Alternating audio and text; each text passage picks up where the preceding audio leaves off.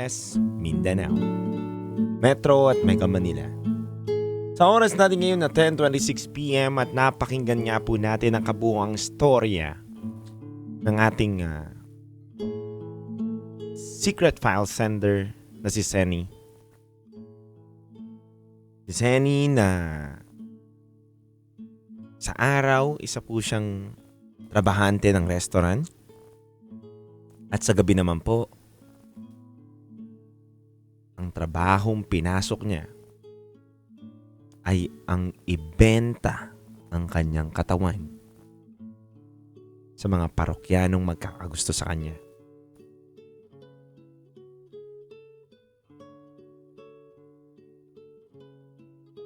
Mga kabisyo, nang hingi po ako sa inyo ng mga thoughts, comments, violent reaction.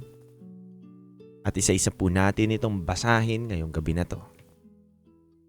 Unahin na po natin ang ating kabisyo na si JV. Sabi ni JV, "Good evening, Idol DJ Rocky at DJ Titangelo. Para kay Senny, nakuha mo ang aking respeto. Kasi gagawin mo ang lahat para sa iyong pamilya at ang pinakamaganda mong ginawa, yung iniwan mo ang ganong gawain para magbago. Nais ko lang po sanang i-shoutout ang Team Bulacan Overdrive, lalo na kay paring John Soltes, Alan Alvarez, Roger Tigbas, and happy birthday kay Maestro Roland Momards Lalisan."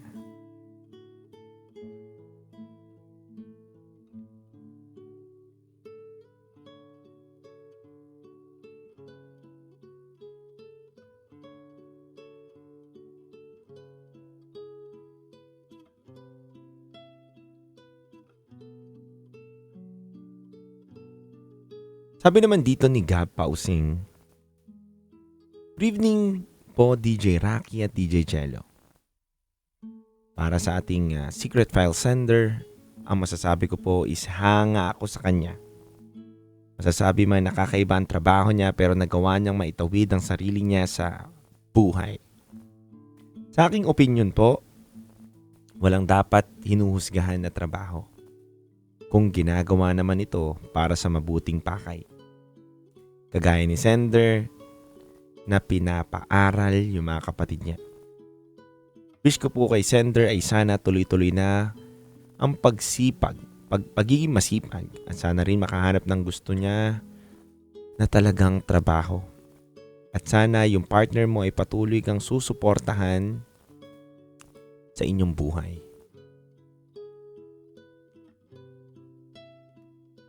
Sabi pa naman dito ni Micaela, "Hi DJ Rocky at DJ Jello. Nakarelate po ako sa kwento ng ating secret file sender. Yes, kung ano man po ang naiisip ninyo, tama po. Isa po akong katulad niya. Na sa gabi ay nagtatrabaho na binebenta ang kanyang sarili. At sa umaga naman ay merong normal na trabaho. Hindi madali DJ Rocky at DJ Jello yung katulad na ginagawa ni Senny. Kailangan buo ang loob mo. Gusto ko lang sabihin sa lahat na hindi porket ganon ang pinasok naming trabaho ay ganon na rin kababa ang aming pagkatao.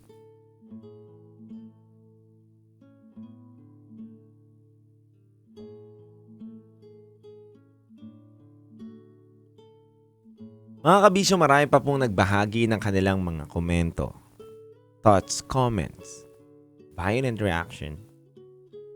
Pero kulang na po ang oras natin para basahin pa ang lahat. Kabisyo, gusto ko lang din po magbahagi ng aking saloobin, opinion o komento para sa ating binasang kuwento ni Zenny.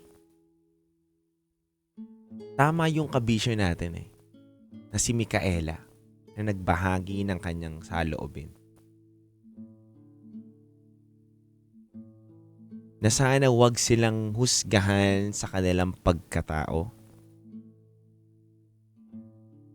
Na kahit ganon, yung naging trabaho nila, hindi sila mababang tao. Sadyang wala lang talaga silang choice para mabuhay ang pamilya nila. Kabisyo, hindi po si Zenny ang may kasalanan, kundi yung mga magulang. Si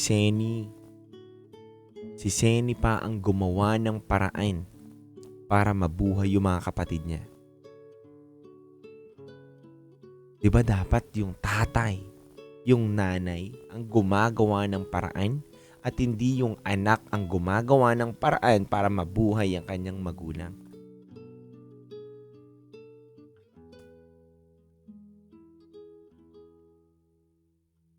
Hindi masama tumanaw ng utang na loob.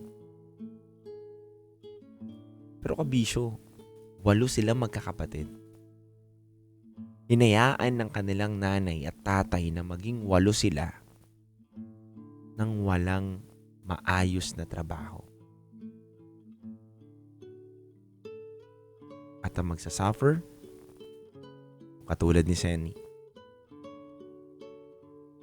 Na si Zenny ay maagang namulat sa realidad ng buhay. At dahil sa pagiging mulat niya, ayaw niyang hayaan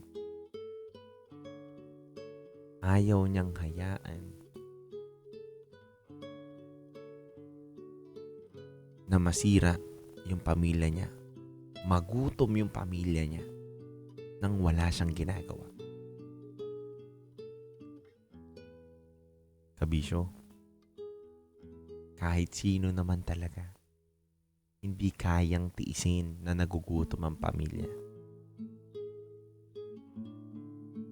Kaya Zenny, saludo ko sa iyo.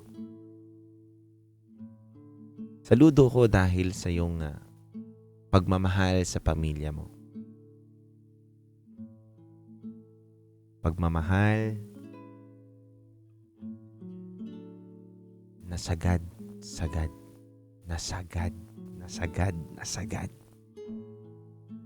Ganun ko sasabihin, Zenny.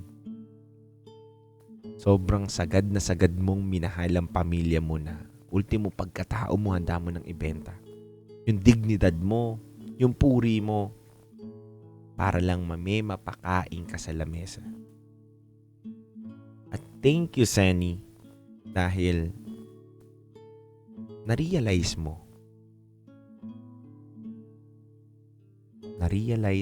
na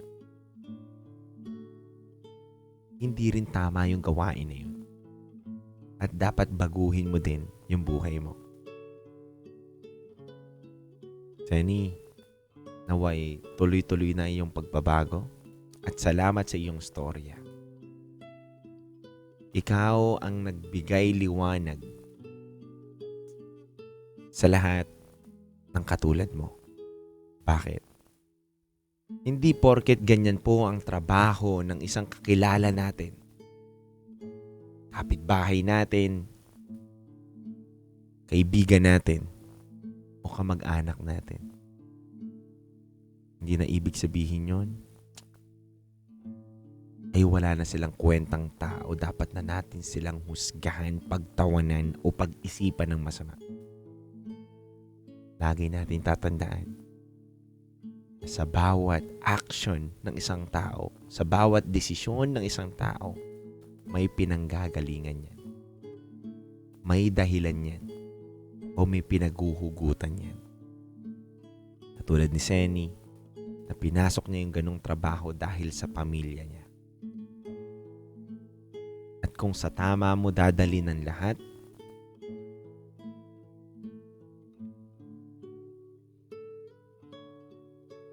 tingin ko,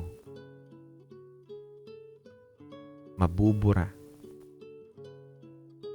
ng kanyang mabuting hangarin yung kanyang trabahong pinasok na pwede siyang sirain. Mga kabiso, nakatutok po kayo ngayon sa 90.7 Love Radio. Ito ko pong awitin sa inyo